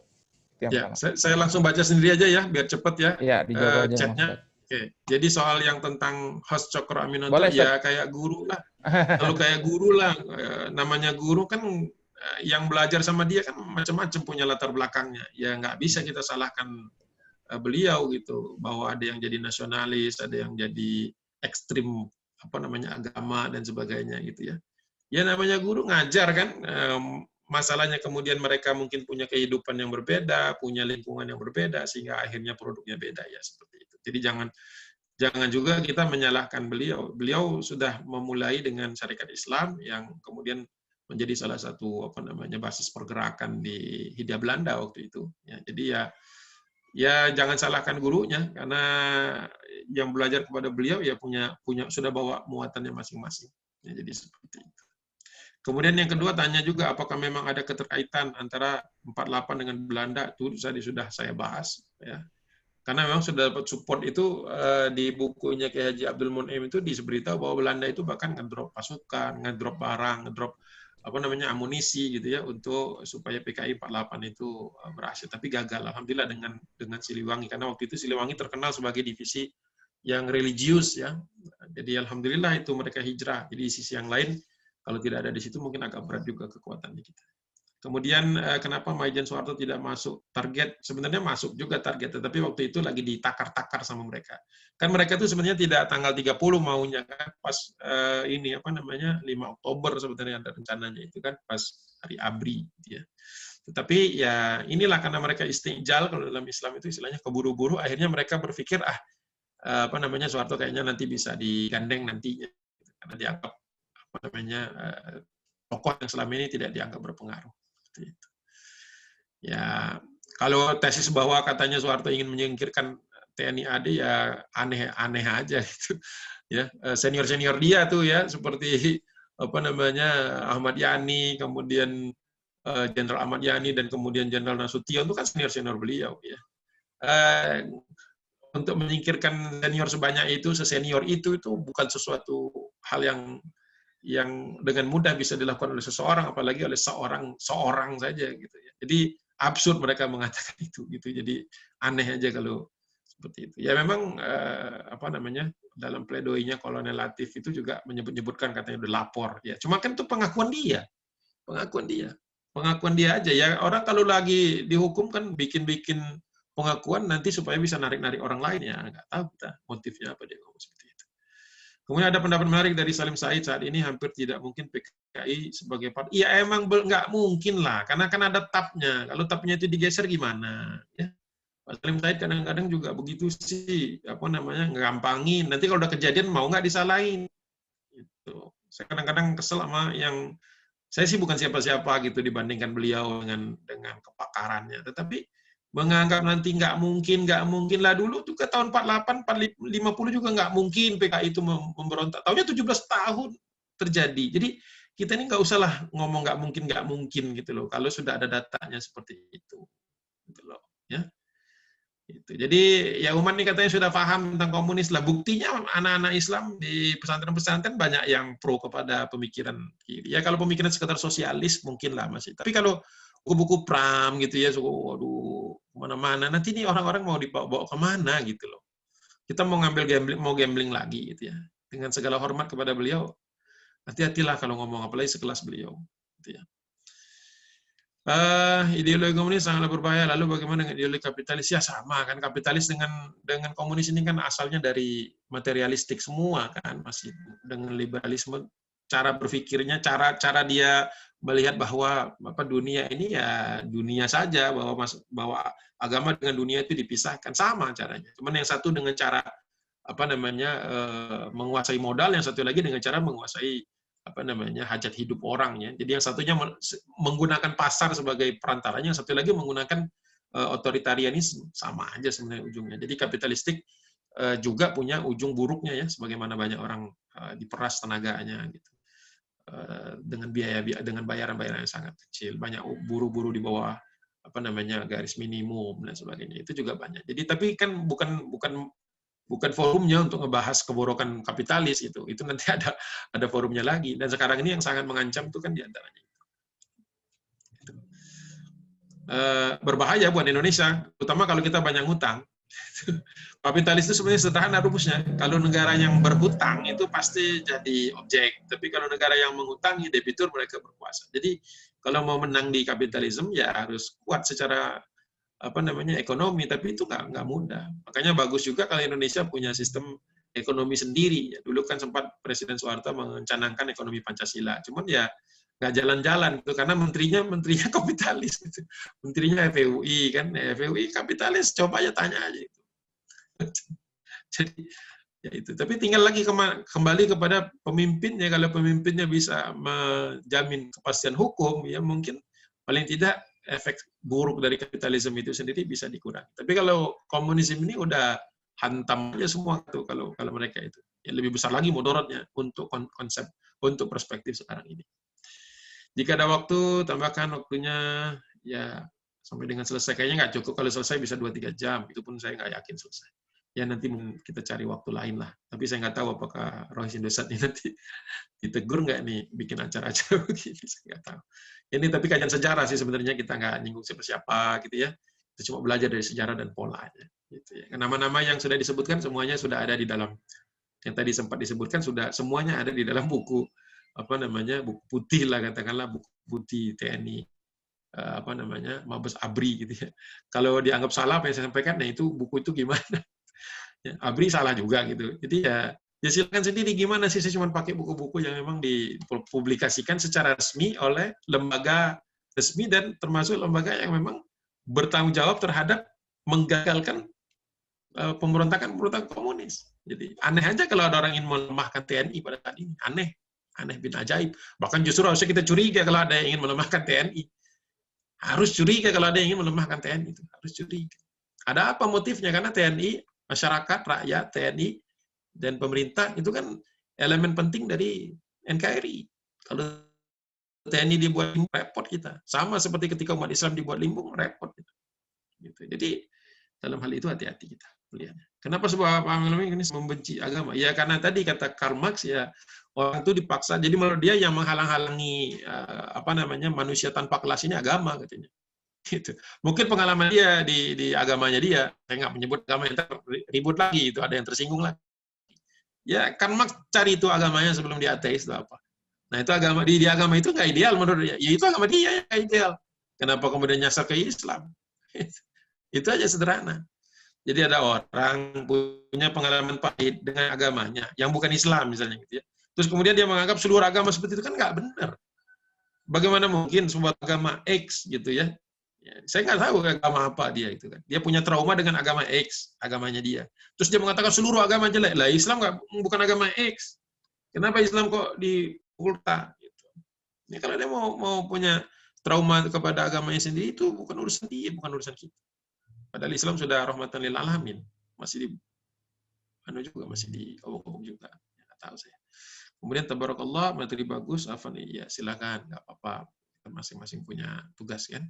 Tolong summary ciri-ciri PKI akan bangkit lah. Tadi sudah, punya ada kerusuhan, keributan, pemutarbalikan fakta, penyerangan kepada ulama, pada pesantren, itu sudah.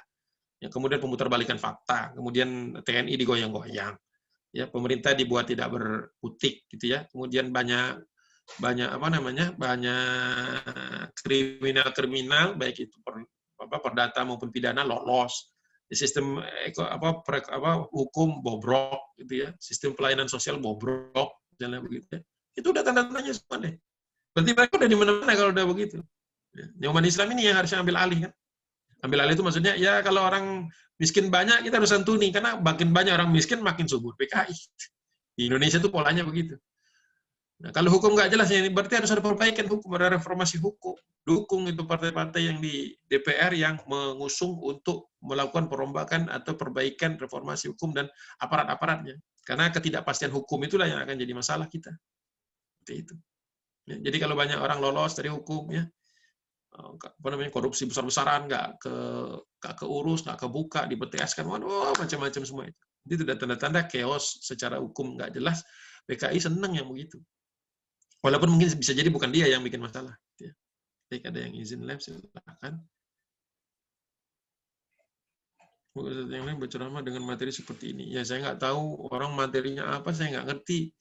Ya silahkan saja kalau mau pakai materi-materi tertentu gitu. Ya kalau saya pakai tadi dari Mabes ABRI, kemudian terbitan tokoh-tokoh yang memang kita tahu perannya menghalau PKI. Ya kalau ambil bukunya yang pro Gerwani, pro komunis, terus kemudian sekedar untuk membela diri gitu ya nggak apple to apple. Gimana sih orang tuh kalau yang sudah dia terbukti melakukan satu pemberontakan, ya perkataan itu nggak boleh lagi jadi pegangan. Gimana? Masa sama antara orang yang memberontak dengan yang diberontaki kemudian dianggap nilainya sama, bukunya sama? Ya nggak bisa lah. Ya gitu. Loh, nanti kan katanya pemenang menulis. Ya pemenang menulis, tapi kan kita masih punya akal. Masuk akal nggak gitu? Gitu. Ya, dan akal kita juga dibentuk atas dasar pemahaman kita tentang dunia kan, worldview kita. Dari mana worldview kita? Kalau saya sebagai muslim ya cara pandangnya Islam. Islam itu keadilan itu nomor satu kan, di antaranya kan. Diluhu aqrabu littaqwa. Kalau nggak bisa adil itu kan masalah hukum, adil, masalah kesejahteraan, masalah ekonomi. Kalau nggak bisa adil lagi, berarti orang itu udah jauh dari ketakwaan. Kalau dia jauh dari ketakwaan itu apalagi nilainya? Inna akramakum innallahi atqakum. Sesungguhnya orang yang paling mulia di sisi Allah yang paling takwa. Jadi kalau ada muslim banyak yang takwa itu bagus buat Indonesia. Karena dia berarti orang yang adil, orang yang dermawan, orang yang taat hukum. Apa nggak ngerti hubungannya? Kenapa orang benci kepada agama? Benci kepada agama di Indonesia konteksnya benci kepada Islam. Ya kan karena mayoritas. Ketika orang benci kepada Islam, berarti dia benci kepada Quran dan aturan-aturannya. Begitu. Oh enggak, saya benci kepada pelakunya saja. Omong kosong. Gitu ya. Nah, terus apa nilai jualnya? Ya tadi, kebodohan dijual. Ya, orang lagi susah makan, kasih Indomie, beres. Gitu kan. Ya yang dijual adalah utopia, tadi udah disebut di. Yang dijual tuh utopia. Ya kamu susahkan hidupnya, mau hidup seneng nggak? Nah, kita colong tuh. Jadi kayak Robin Hood gitu. Makanya jangan sering-sering nonton film Robin Hood juga. Karena ada nilai bagusnya, ada nilai buruknya, itu hati-hati juga itu. Nanti kalau seolah-olah orang boleh kita garong di tengah jalan, ya, karena orang ini kalau digarong kalau ada duitnya pasti kaya, kalau kaya itu pasti jelek. Utsman bin Affan duitnya banyak, antum mau garong Utsman bin Affan? Hati-hati, Utsman bin Affan punya 3.000 unta, dalam masa paceklik dia bagikan kepada seluruh masyarakat. Jadi silu juga ngarongin orang kaya itu. Ya, kalau mungkin untuk di Inggris karena Raja John gitu, Sheriff Nottingham, ya itu mereka jangan dibawa ke Indonesia. Robin Hood di Inggris dengan kondisi seperti di Inggris, baca dulu sosiologi Inggris, mau dibawa ke Indonesia, dibawa ke sejarah Sirah Nabawiyah kan nggak bisa. Loh, kaum muslimin di zaman Rasulullah kan yang kaya banyak, yang miskin ada, yang kaya banyak. Apa yang kaya semuanya salah? Utsman bin Affan kaya, Abu Bakar Siddiq kaya, Utsman bin Affan kaya, Abdurrahman bin Auf kaya. Tapi jelas-jelas masuk surga semua kata Nabi. Jadi jangan juga kita anti kepada orang kaya. Komunis itu pokoknya orang tidak boleh kaya. Yang boleh kaya partai komunis. Lihat partai komunis Cina, lihat dulu Rusia. Jadi logika jadi putar-putar. Padahal kalau sudah logikanya mantap, udah kuat, apalagi dibimbing dengan takut, dengan wahyu Tuhan. Makanya Indonesia itu ya mendapatkan nilai positif. Kalau umat Islamnya bertakwa di Indonesia, makin banyak yang bertakwa makin bagus. Taat hukum. Jadi kalau orang Indonesia, ada orang Muslim Indonesia nggak taat hukum, nggak bertakwa, jelas. Udah sedikit diputar-putar. Ya. Jadi kalau dia berlindung di balik jilbabnya, ya berarti keliru. Jilbabnya tidak salah. Orangnya ini menyembunyikan dirinya dari kesalahannya dengan cara menyaru sebagai macam itu, bahaya itu. Itulah yang kemudian nanti akan jadi sasaran tembak, seolah-olah agama atau kalau Cina, kalau komunis kan, ya, pak kadernya itu, dia tuh yang korupsi itu jilbab, padahal baru pakai jilbabnya kemarin. Dan yang bodoh, oh iya, semua orang pakai jilbab dimuji sama dia, tuh go food. Nah, gitu. Jadi nilai jualnya itu. Makanya antum kan dilarang orang tidak beriman kepada Allah, seseorang yang tidur kekenyangan, sedangkan tetangganya 40 tetangganya kelaparan. Itu berarti sama saja membiarkan tetangganya jadi objek atau jadi sasaran dakwah komunis, kalau boleh disebut dakwah, propaganda komunis. Nanti kemudian yang digarong. Kenapa digarong oleh tetangga? Kenapa? Karena jarang infak sodako, jarang bantu, jarang nggak ringan tangan, ya nggak mengelulurkan tangan gitu ya, dermawan. Akhirnya kata komunis lihat tuh, ya kan, rajin, ini orangnya bagus, tapi apa, lihat itu kekayaan buat dia sendiri. Jadi ketika kita tidak infak, tidak sodako, ada hubungannya dengan menyuburkan komunis, ada. Ya, gitu. Kenapa jenderal yang tadinya mau diculik malah ditembak di rumahnya? Ya karena dia nggak mau berangkat.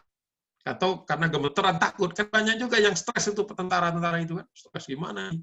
Ada yang salah tembak, ada yang, ya namanya orang stres. Namanya orang salah itu pastilah kalau namanya orang salah itu, atau dia baru sadar di tengah jalan kalau dia itu, pasti lagi stres. Nah kalau stres itu kan tangan bisa begini, judut-judut tembak. Makanya selalu safety, kan saya diajarin kalau dulu sama bapak-bapak Brimob, kalau latihan nembak tangan di luar Pak Agung, kenapa? Kalau nanti gugup nggak sengaja kecek nembak, gitu. Terima kasih Pak, dikasih aja, diajarin kan psikologi megang senjata. Ya. Beda kan ketika pasukan TNI ketika menghadapi Belanda kan tenang orang-orang. Tapi ketika disuruh untuk nembak bangsa sendiri, gugup orang itu. Makanya pasukan Kakabirau dan pasukan batalion-batalion yang diturunkan itu. Sebenarnya hati nurani mereka sebenarnya ragu, ini benar nggak ini? Makanya dia ketembak. Tapi ada juga yang karena kader PKI, ya pokoknya jenderal melawan tembak. Ada juga yang ikut aturan seperti itu. Begitu. Cukup, habis sudah itu Ma'ruf yang paling terakhir. Ya. Jadi Pak Eko, selesai ya? Ya. Ya, alhamdulillah tuntas. Tapi masih banyak itu yang slide yang Ustadz simpan. Harus banyak Ya. dikaji, Ustadz. Ya, nggak cukup waktunya semuanya. Iya. 80, 100 Ini 100 slide orang gimana? tadi nggak banyak yang nggak masuk, harus dibanyakin lagi. Apanya? 100 orang karena kita cuma kapasitas 100 orang pesertanya.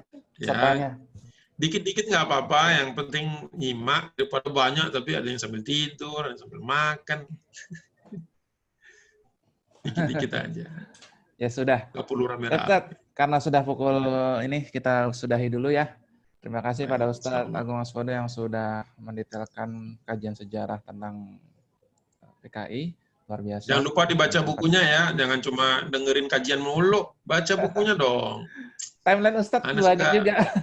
Kita terbantu sama Ustadz dari timeline Facebook Ustadz yang sudah mau-share beberapa. Tungguin mulu, baca sendiri bukunya.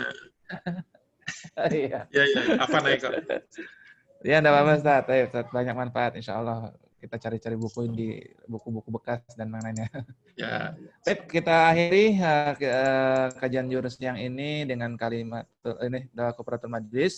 Subhanallahumma wa bihamdika asyhadu an la ilaha illa anta astaghfiruka wa atubu ilaik. Wassalamualaikum warahmatullahi wabarakatuh. Mohon belum ditutup Pak Eko, tolong ingat jangan lupa hari kurang ini. lebihnya maaf, jazakallah khairan. Ya. Ntar jangan ditutup dulu.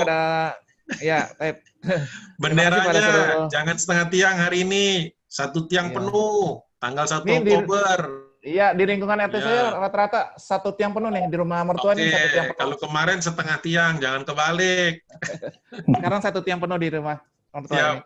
Alhamdulillah. Baik, terima kasih kepada jemaah semuanya. Syukran jazakallah. Wassalamualaikum warahmatullahi wabarakatuh. Waalaikumsalam warahmatullahi wabarakatuh. Waalaikumsalam warahmatullahi wabarakatuh. Perhatikan ya, Ustaz ya. Jazakallah. Terima kasih, Ustaz. Alhamdulillah. Sama-sama. Ya. Amin, Ustaz. Jazakallah. Waalaikumsalam warahmatullahi